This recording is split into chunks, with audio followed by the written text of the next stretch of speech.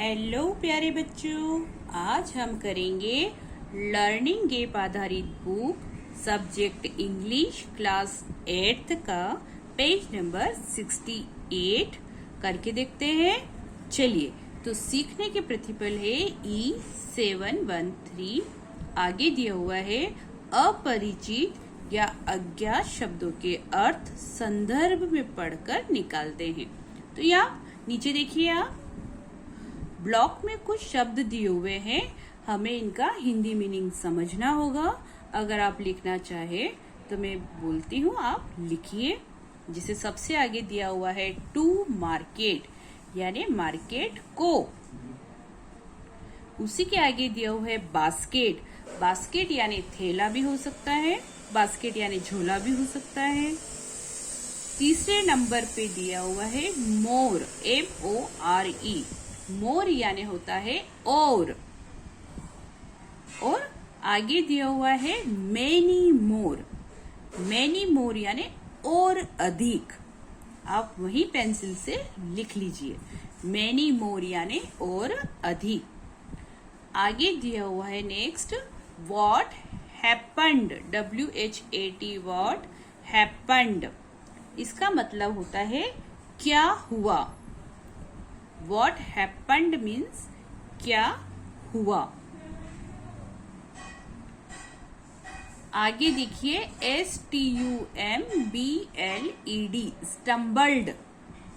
Stumbled, stumbled का हिंदी मतलब होता है ठोकर लगी।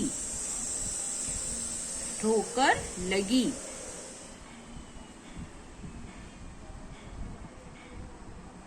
ठीक है, आगे देखिए FULL, फुल।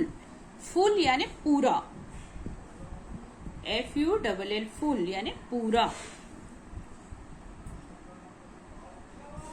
उसके आगे दिया हुआ है लुकिंग, LOOKING। लुकिंग यानी देख रहा या देख रही। देख रहा या देख रही।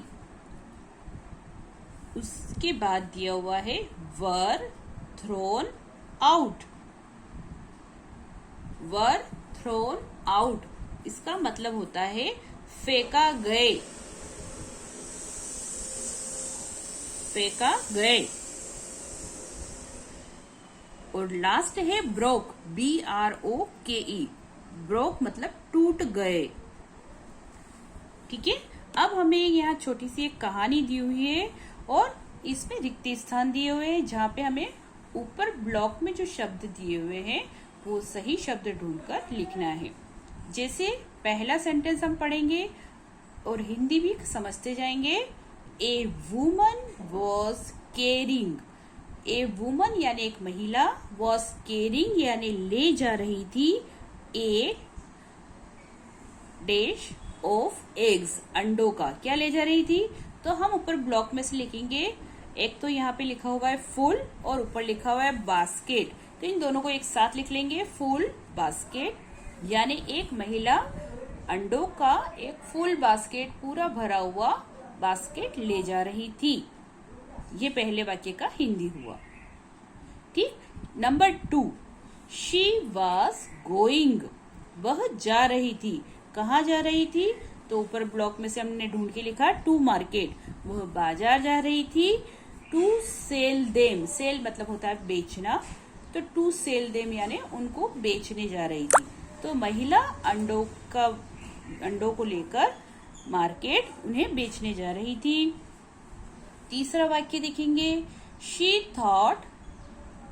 थॉट यानी उसने सोचा, she would get more money by selling. क्या सोचा? कि she would get more money, उसको और पैसे मिलेंगे।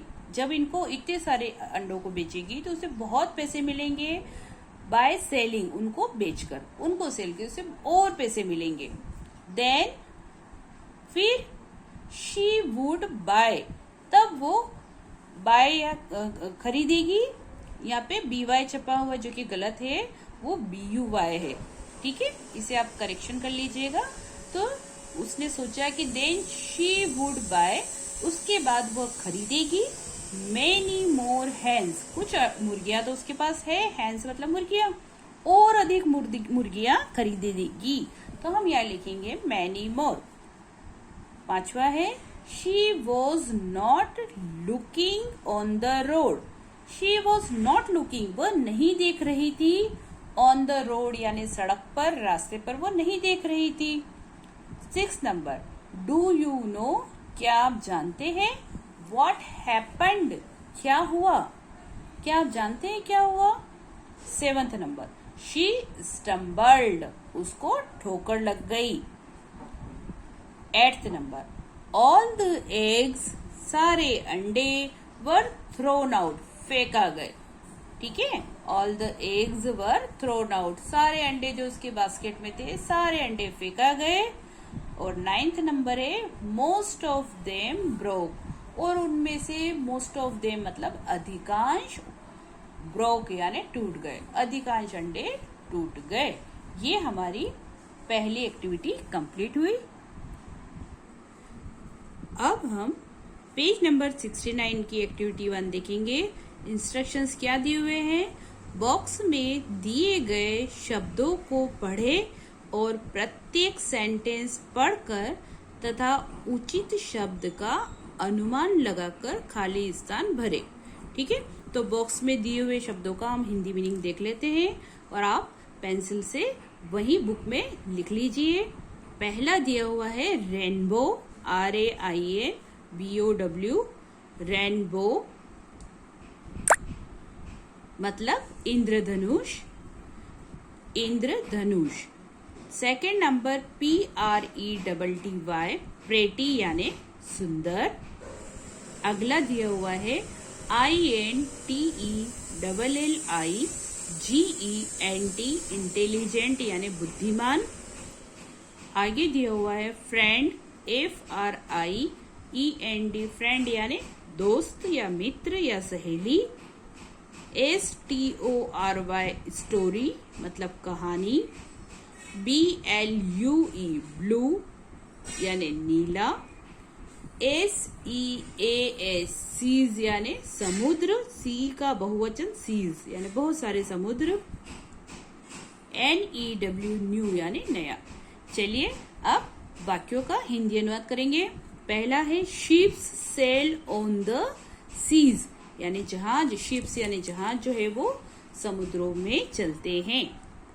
सेकेंड है नम्रता इज अ प्रेटी गर्ल, नम्रता जो है वो प्रेटी यानी सुंदर, गर्ल यानी लड़की है। तीसरा आई सा ए रेनबो इन द स्काई, आई सा अ रेनबो, मैंने एक इंद्रधनुष देखा, इन द स्काई यानी आसमान में। चौथा Mohini bought a blue dress, Mohini bought यानी खरीदी, मोहिनी ने खरीदी एक ब्लू ड्रेस यानी एक नीली ड्रेस खरीदी।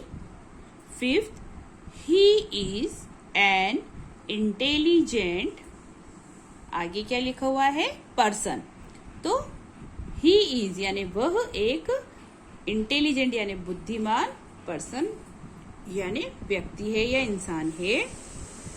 6 Birbal told a story to Akbar, Birbal ने एक कहानी अकबर को कही। 7th I have a new pen, मेरे पास एक नया पेन है। 8th Raju is my best friend, Raju मेरा बेस्ट यानी बहुत ही पक्का दोस्त है या बहुत अच्छा दोस्त है। अब एक्टिविटी नंबर 2, एक्टिविटी नंबर 2 में क्या लिखा हुआ है, दिए गए पैराग्राफ को पढ़े व खाली स्थान में संदर्भ अनुसार शब्दों को लिखे। पहला है नवाब यानी नवाब, सेकंड है एक्सचेंज यानी बदलना, तीसरा है हॉर्स यानी घोड़ा, उसके आगे लिखा है मनी यानी पैसा, हॉर्स ट्रेनर यानी हॉर्स को ट्रेनिंग देने वाला, घोड़े को ट्रेनिंग देने वाला, शांति नाम है, फोर्डर यानी चारा या घास। चलिए अब इस कहानी को पूरा करते हैं। वंस अपॉन अ टाइम, एक समय की बात है, there lived a horse trainer in Bhopal. Bhopal में एक हॉर्स ट्रेनर यानी घोड़े को ट्रेनिंग देने वाला रहता था। Who worked for the Nawab of Bhopal. Who worked यानी वह काम करता था। For the Nawab of Bhopal, Bhopal के नवाब के लिए। हिज नेम वॉज भोला, उसका नाम भोला था। And his wife's name was Shanti, उसकी वाइफ, उसकी पत्नी का नाम शांति था। व्हेन भोला रिटायर्ड, जब भोला रिटायर्ड हुआ, the Nawab gave him a Colt, तब नवाब ने उसे एक कोल्ट यानी घोड़े का बच्चा दिया। एंड सम मनी, और कुछ पैसे दिए। When the Colt grew up, जब कोल्ट यानी घोड़े का बच्चा बड़ा हुआ, टू बी अ हॉर्स, एक घोड़ा बन गया। दे फेल्ट, तब भोला और शांति ने फेल्ट यानी अनुभव किया, that it at a lot of fodder, कि ये बहुत ज्यादा घास खाता है। सो शांति एंड भोला डिसाइडेड, शांति और भोला ने डिसाइड किया, to exchange it for something else, कि वो इसको एक्सचेंज करेंगे, किसी न किसी चीज से बदलेंगे या बदले में कुछ और ले लेंगे, इस कोल्ट को, इस घोड़े को बेचकर।